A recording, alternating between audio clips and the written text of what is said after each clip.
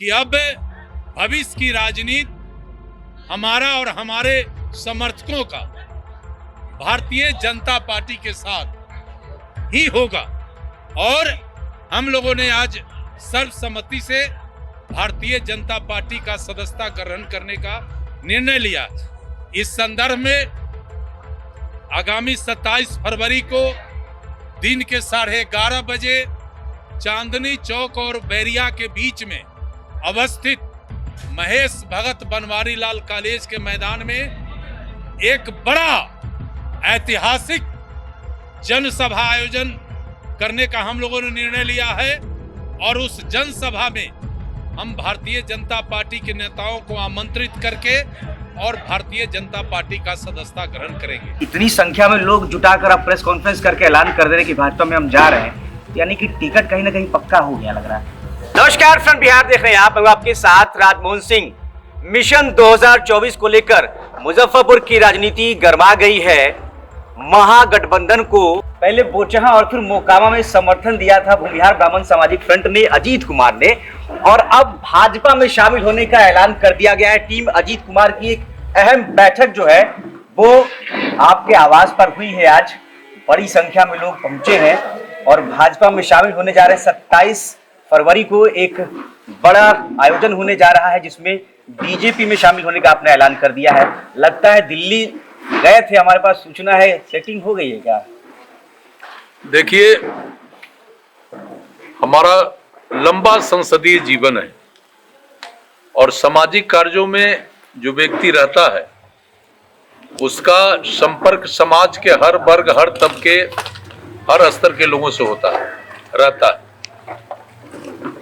जहां तक दल में शामिल होने की बात है तो भारतीय जनता पार्टी में भी हमारे कई मित्र हैं जो आज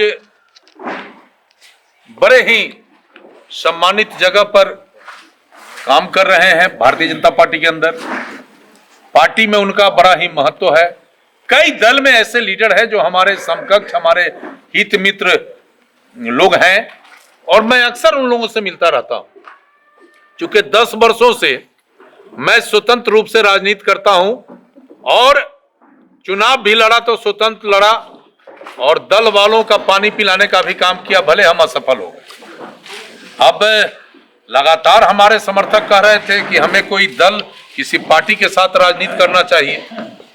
बिना दल बिना पार्टी का राजनीति अच्छा नहीं लग रहा है। तो जब हम साथियों के साथ कोई भी लड़ाई लड़ते हैं, कोई भी बात करते हैं, तो जब कोई साथी का प्रस्ताव आता है तो निश्चित रूप से गंभीरता से उस पर हम विचार करते हैं और उसी सोच के तहत आज हमने लोगों को बुलाया था। हजारों की संख्या में लोग आए थे और सबों ने कहा कि अब हम लोगों को एक राष्ट्रीय पार्टी जो राष्ट्र के लिए, देश के लिए, समाज के सभी जाति वर्ग के लिए सोचता हो, वैसे पार्टी को हम लोगों को चुनना चाहिए। और घंटों चर्चा के उपरांत हम लोगों ने तय किया कि हम लोग भारतीय जनता पार्टी का सदस्यता ग्रहण करेंगे।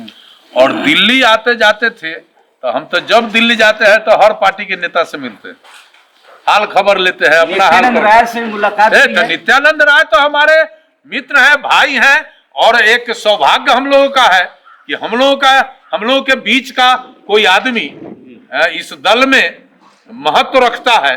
तो नित्यानंद राय जी से तो हमारा बात होते रहता है और उनका महत्व है दल में, तो हम लोग भी अपने आप को गौरवान्वित समझते हैं। के राइट हैंड है। देखिए, ये मुझे मालूम नहीं है क्योंकि मैं उस दल में नहीं हूं कि माननीय अमित शाह जी के कोई राइट और लेफ्ट हैंड है।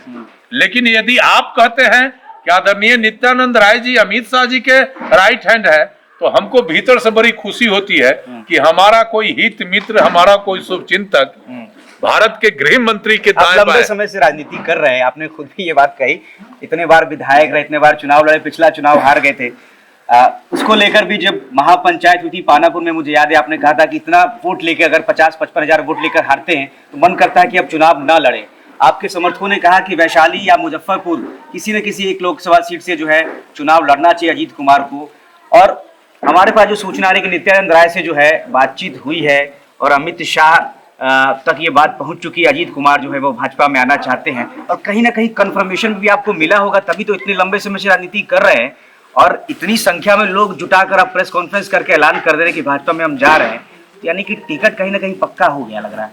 देखिए, अभी हम 27 तारीख को भारतीय जनता पार्टी का सदस्यता ग्रहण करेंगे, जो अभी निर्धारित है, जो कार्यक्रम है। और टीम अजीत कुमार का मुजफ्फरपुर जिले में 10,000 से ऊपर सक्रिय कार्यकर्ता है। और पानापुर के महापंचायत में साथियों ने ऐलान किया कि हम मुजफ्फरपुर या वैशाली से पार्लियामेंट का चुनाव लड़ेंगे। तो उस समय की स्थिति जो थी, टीम अजीत कुमार का ऐलान था। आज हम वहीं पर खड़े हैं और जो हमारा ऐलान था हम उस पर खड़े हैं।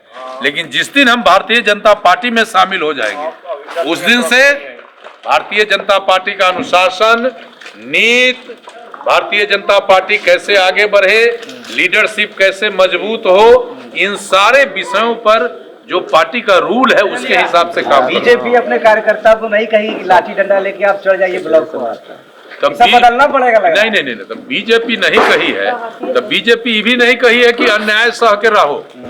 बीजेपी ये भी नहीं कहती है कि तुम पर अन्याय होता रहे, भ्रष्टाचार होता रहे, समाज और समाज के लोग लूटते रहे और तुम टुकुर टुकुर ताकते रहो। बीजेपी ये भी नहीं कहती है।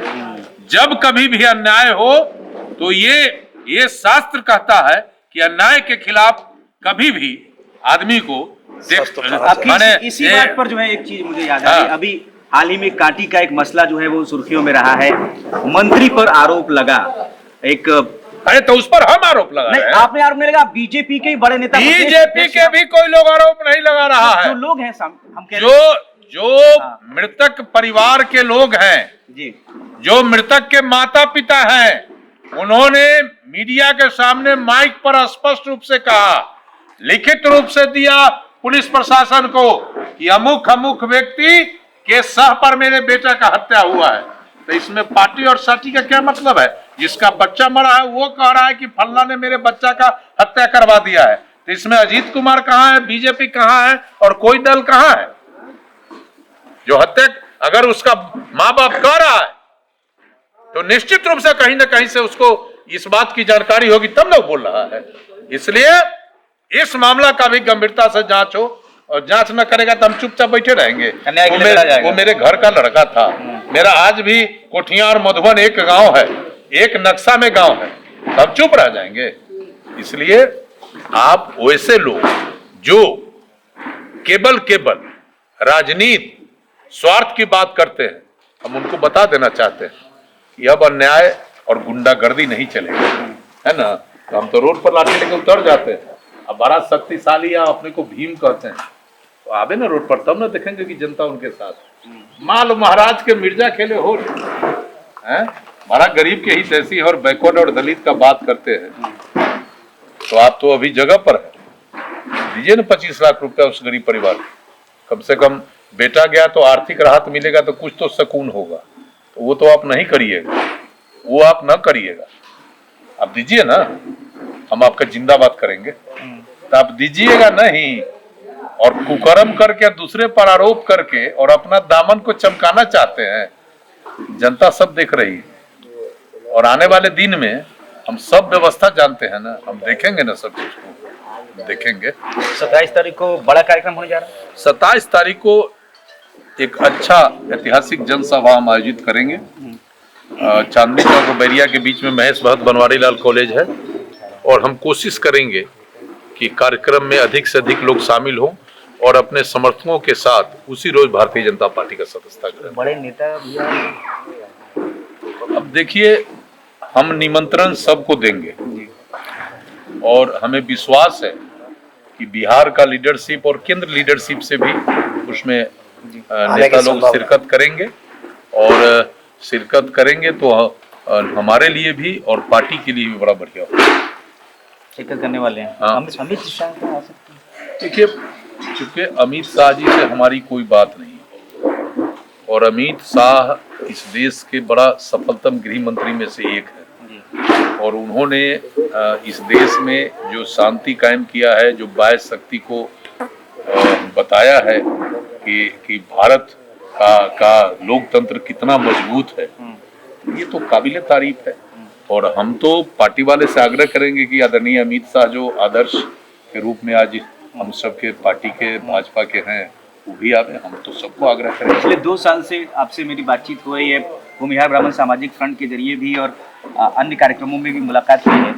राजनीति को बदलते हुए आपने देखा है, बिहार में सत्ता का परिवर्तन हुए 6 महीने पहले हो गया। 2020 में सरकार बनी थी एनडीए की और 2022 आते आते जो है महागठबंधन की सरकार बन जाती है। बीजेपी सत्ता से बेदखल हो चुकी है और सत्ता से बेदखल हो चुकी पार्टी में जो है जाना चाह रहे हैं आप, तो ये फैसला जो है ये क्या केंद्र की जो सरकार है उसको देखकर किया जा रहा है? क्योंकि बीजेपी का बिहार में तो जो है उतना, अरे बीजेपी आना जाएगा बिहार में, एकदम आ जाएगा। 2025 के चुनाव में आप देख लीजिएगा, ये जितना नौटंकीबाज जो है नौटंकी पार्टी, किसी को जनता का चिंता है?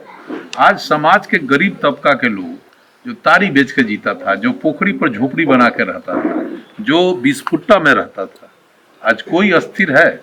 कहीं कोई अस्थिर है? सबको तंगो तबाह कर दिया। और बिहार में एकमात्र फैक्टर है कुर्सी। ये लूड़ा कुश्ती जो हो रहा है केवल कैसे कुर्सी पर हम बने रहे और दूसरा चाह रहा है कि कैसे हम कुर्सी पकड़ लें। ये महागठबंधन की बात कर रहे हैं, तो पब्लिक सब देख रही है। और आप गांव में जब जाइएगा, जो गरीब तबका के नजदीक जाइएगा, तो कहेगा जो सब हो जाएगा तो हो जाएगा, लेकिन उसको अब दोबारा नहीं टपने देंगे। ये तो आवाम का आवाज है।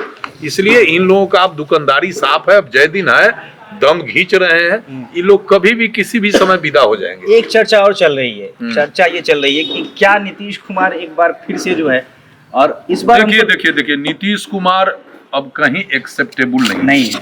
नीतीश जी हमारे आदरणीय है, बड़ा उनका हम सम्मान करते हैं, लेकिन नीतीश जी ने कुर्सी के लिए जो किया, करम कुकरम, अब कोई दल उनको एक्सेप्ट करने के लिए तैयार नहीं। अब देख रहे हैं जिस दल के वो नेता हैं, उसी दल के संसदीय बोर्ड के अध्यक्ष माननीय उपेंद्र कुशवाहा जी सहित कई नेता उनको आंख दिखा रहे हैं, हिस्सेदारी मांग रहे हैं और कह रहे हैं कि अपने घर में घर का मालिक बेटा होता है, भतीजा होता है, घर का दूसरा आदमी होता है, कि पड़ोसी हमारे घर का मालिक हो जाएगा। वो कह दिए कि तेजस्वी यादव मुख्यमंत्री हो जाएंगे। भीतर भूतर पूरे जनता दल यूनाइटेड में एकदम आक्रोश व्याप्त है। उनको मालूम नहीं है, गांव घर में जरा बात करिएगा ना, सब लोग कहता है कि माल महाराज के मिर्जा खेले होली, वोट देते हैं हम और निर्णय उस उत्तराधिकारी वो चुनेंगे। तो इसलिए वो सब मामला साफ है, किसी दिन समझिएगा कि मामला गोल हो गया।